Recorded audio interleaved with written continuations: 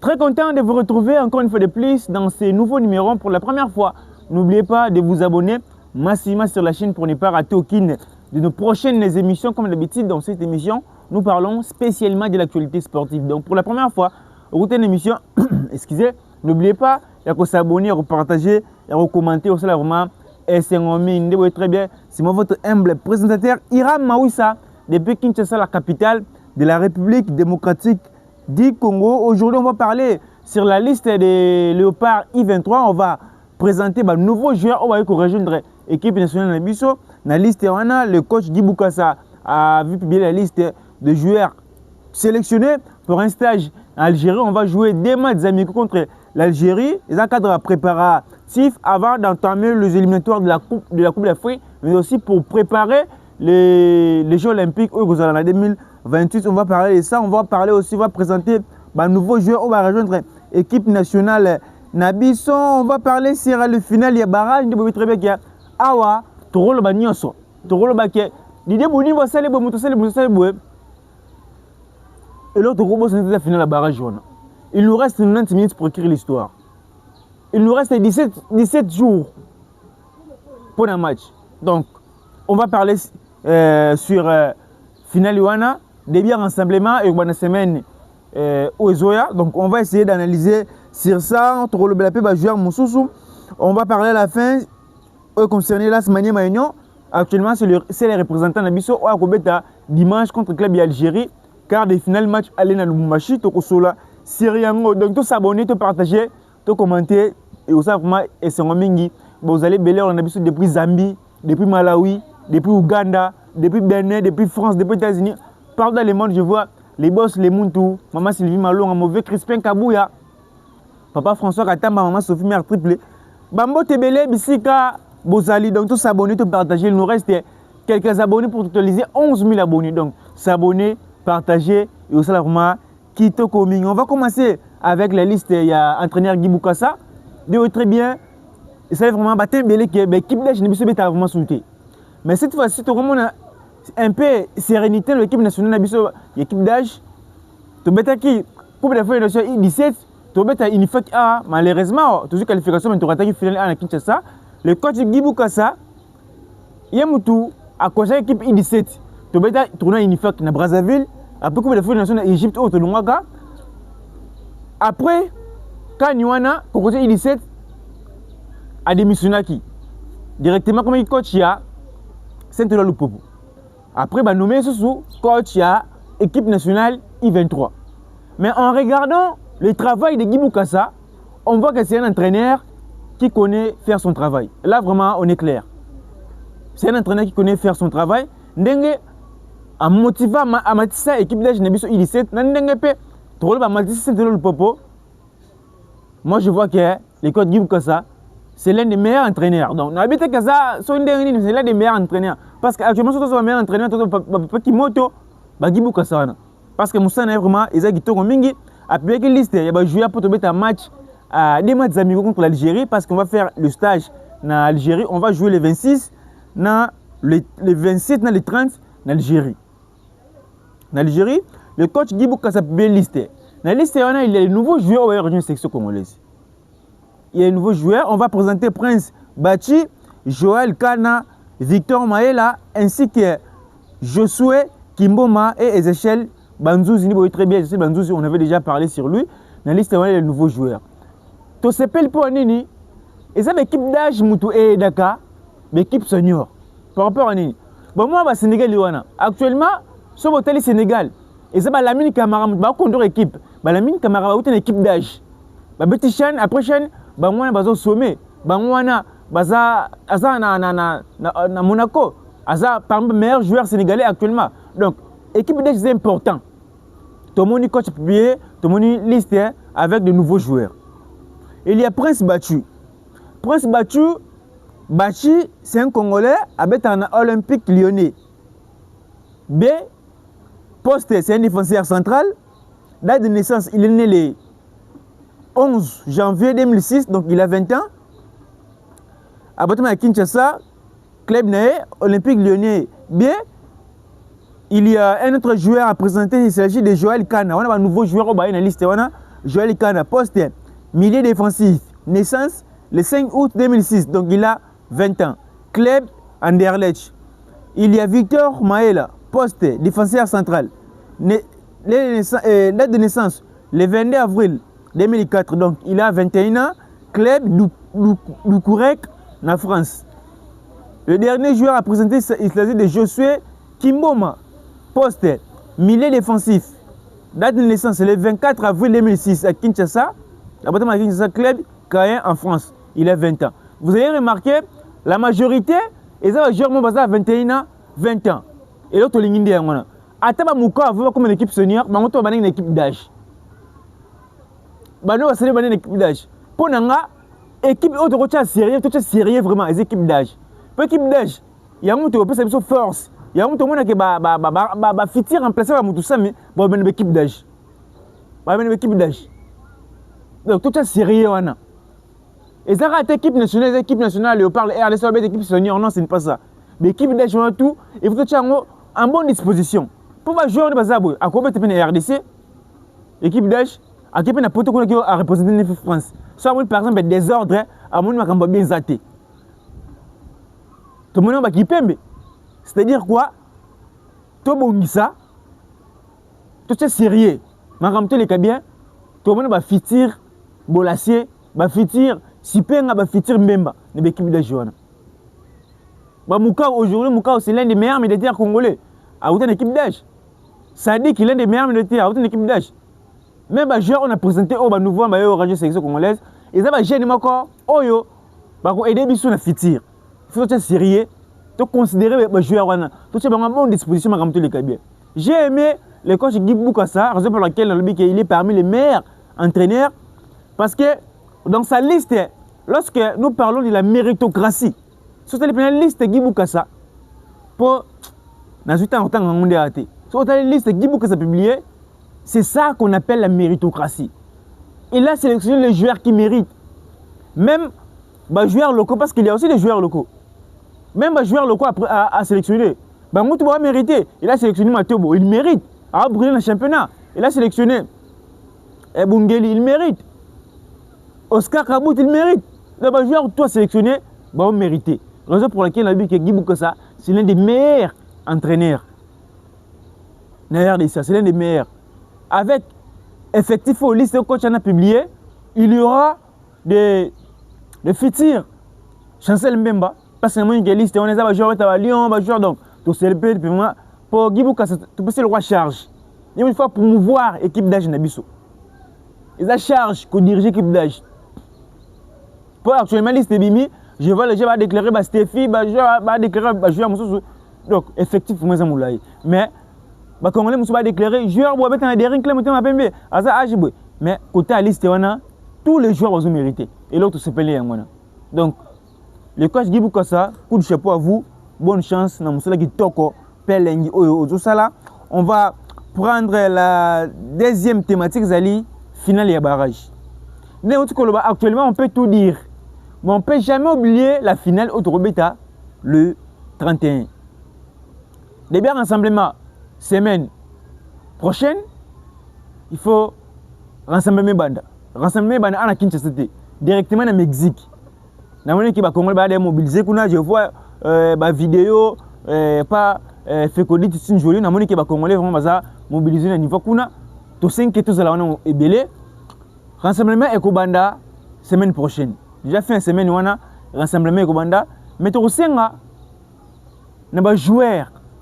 Il faut que de bien rassemblement bandi, ba club ne bango, ba match tout sili, ba joueur ba pour voyager, ba c'est la raté 2 jours après 3 jours ba y a sélection congolaise.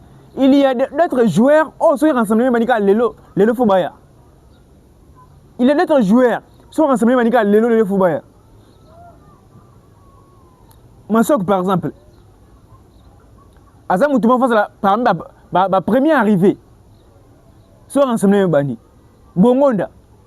Oui, ça. Foubaya déjà les bosso. Ban passe sinon les polo en tout. Pourquoi? Ça manque de taille de jeu. Pour Bisso Awa. Avec l'entraîneur Sébastien de Sabre, tu formes, tu peux savoir tout le temps des jeux pour voir bêta. Mais dans une équipe nationale, sélectionnera meilleur.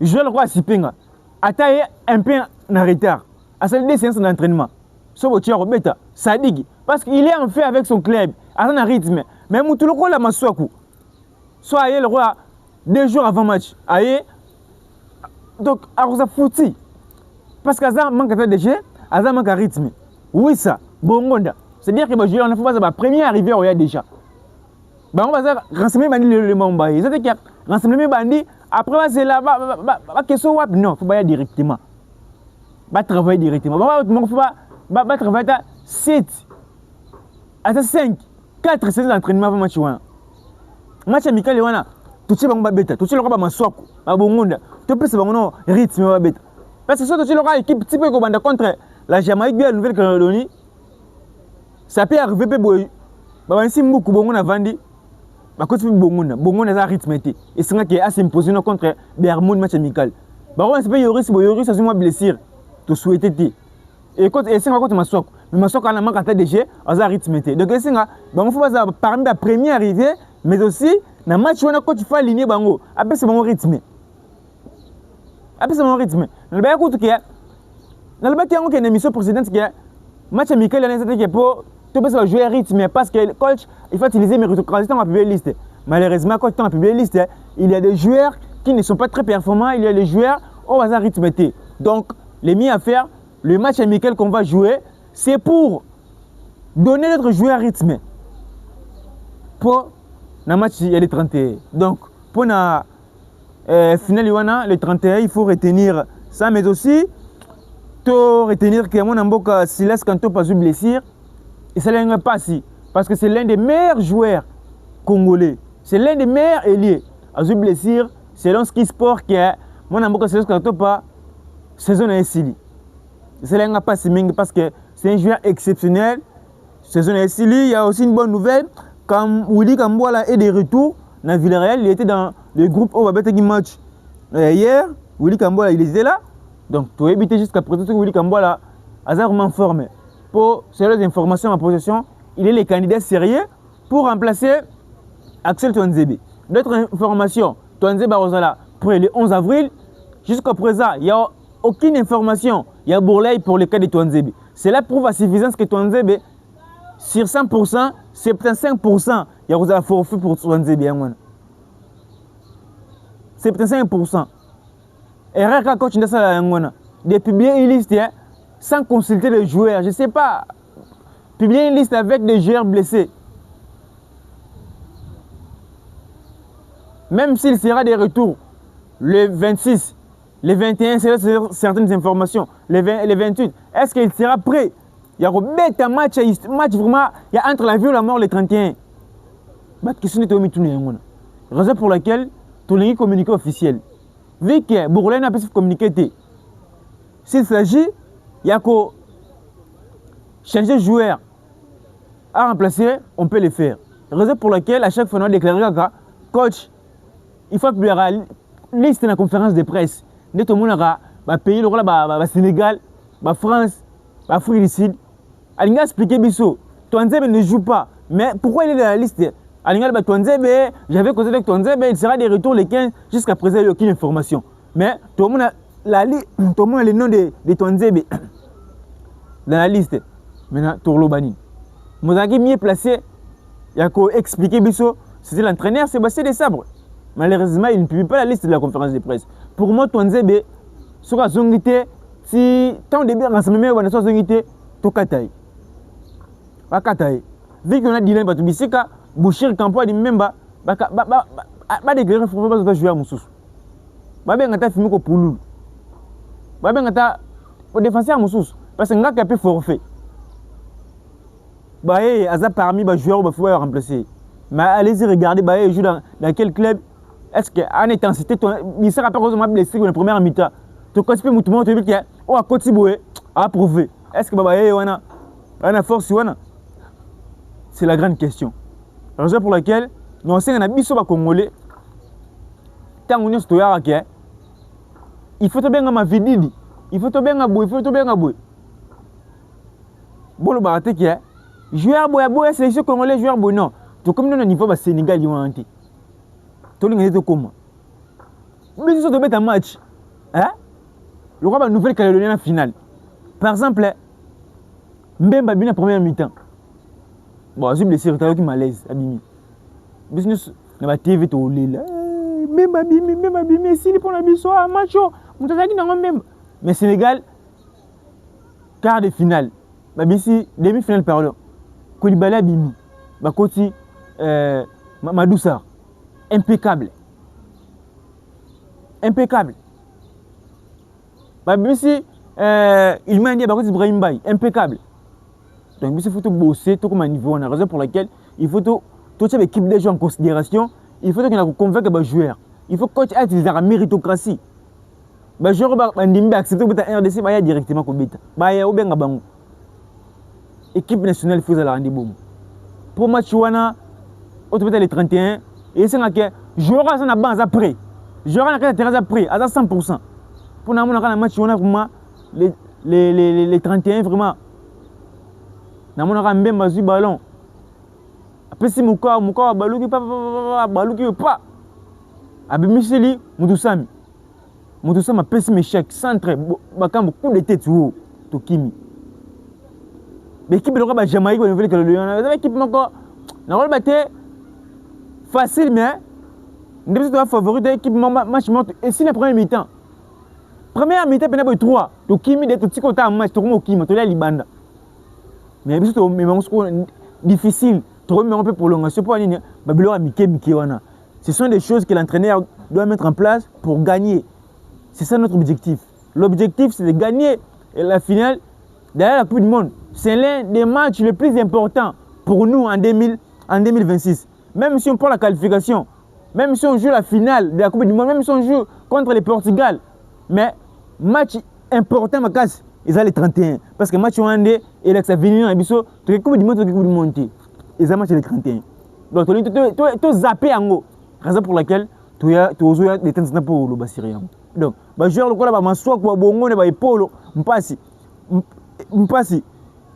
il fait des belles performances, mais ça a taille de jeu. C'est-à-dire que en ce moment, bandit, il faut sa première arrivée. Bongonda ne joue plus avec son club. Massoua Koukoutou n'en parle même pas. Joueur a bien raté, à ce canton rouge, 4 matchs de suspension. Au colocaté. Il y a bien raté, il faut faire la one. Oui, ça, il faut faire la one. Les joueurs m'en foutent, il va travailler avant. Dans le match amical, on continue à aligner pour permettre d'avoir confiance, pas seulement rythme avant match. Parce que ça peut arriver, les 31 peu, oui, ça, quand tu dis oui, ça, mais oui, ça m'a déjà quand ça va se sipping. Quand tu n'as pas oui, ça va se sipping. C'est-à-dire qu'on doit donner la chance, par exemple, à Sipenga. Si les coachs doivent mettre oui, ça, c'est-à-dire que le match amical, il faut que tu aies oui, ça, en forme, base rythme. Pour le match, il y a les 31. On va prendre maintenant la troisième thématique. Ezali Asmani Maignan, Coupe de la Confédération. Asmani Maignan, les représentants Nabiso. Oyo, Aobeta, les 15, dans le club Algérie, quart de finale. Te souhaiter bonne chance. Tout le monde est Mazembe. Aoye Mazembe. Tu veux qu'il va désolé, c'est le Mazembe. Dans le stade de Mazembe, moi, je suis tout parce que ordre qui est pas poteau, parce que ça va retour. Ma rambu des zongaki. Tu sais, dans l'Asmani Maignan, avec état d'esprit encore, il va guerrier. Match on est ici là. Nebiso n'a vu que dans la finale il y a un match ici dans la première mi-temps, il dit que match contre Nagno Algérie, club Algérie wana, ici dans la première mi-temps. Na 14h on a moi sur tu peux 3 buts. Tu peux être défensif comment Toko Kanga. Donc avec le club Pépé Kimoto, lui également c'est l'un des meilleurs entraîneurs congolais. Moi je sais qu'il fera de très belles choses. Dans mon sol à la ndenge à redorer image. Il y a football la biso. Là, ce Magnan a commis représentant de Bisso, il a dit que Mazembe vite. Mais actuellement, lorsqu'on parle de la coupe, bien, compétition européenne, le Popo, Guibou Kassa. Raison pour laquelle Guibou Kassa n'a pas pu qu'il monte le meilleur entraîneur congolais actuellement. Guibou Kassa, le Popo actuellement, grâce à Guibou Kassa. Actuellement, Asmani Magnan, grâce à Pépé Kimoto. Donc, avec le coach Pépé Kimoto, moi je sais que tu as un match, tu as gagné. Il suffit que tu as gagné. Tout ça gagné. Ah, on est quand tu as gagné, kuna, attends nil, trop les cas. Ah, tout ça nil, parce que tout ça un but partout. Tout le monde perd pour les bisous. Jusqu'à présent, règle bi à l'extérieur compte double et ils sont en Afrique. C'est-à-dire qu'il faut te mettre, tu gagnes par ta dé, tu 1, tu gagnes 40. Surtout tu gagnes par des bachaka en dété. Tu gagnes kuna tu kanga, tu gagnes musika. Et ça, bien comme on a mani mayonnaise, Coupe de la Confédération. Ils aura vite Mazembe. Mais ce moment-là, c'est mani mayonnaise, et ça vraiment qui te commis. Donc, tu peux ça équipe nationale, mais chance dans singa, na ba supporter à Mazembe, ba animateur, tout ça là, tout comme ces équipes en boka. Les équipes en boka. Les équipes en boka. Toyemba, tout comme cette équipe pour tout gagner match. Ce n'est pas Mazembe, Mani Mayonnaise contre Vita, Mani Mayonnaise contre Mazembe, non. C'est RDC contre l'Algérie. RDC contre l'Algérie. Comment tu as l'Algérie gagner Bissou? Tu as l'Ingangote. C'est-à-dire qu'il faut tout comme cette équipe en boka. Ou comme ça, avec le Congo, il faut tout comme cette équipe en boka pour victoire et ça le coup RDC. Donc, ils ont vraiment bon pour un match. Il y a l'As Mani Mayonnaise, Robert na OSM, Alger Club, ancien entraîneur Mazembe accueilli, le coach Sogindia Iboué. Ndiaye qui a coaché avec l'ancien joueur était plus Mazembe Louis Likunza. Donc ils ont vraiment bon tout s'abonner, tout partager, tout commenter, ça remet c'est mingi. On se retrouve à la prochaine. Ça sera le lundi. On va parler sur la performance des joueurs dans la Bakal Bango, mais aussi à ce qui concerne la finale. Il y a barrage les autres les 31. Donc on se retrouve à la prochaine pour une prochaine émission. Sinon portez-vous bien, gardez le sourire, faites-vous plaisir avec votre argent car les problèmes de la vie ne finiront jamais. Merci, à la prochaine.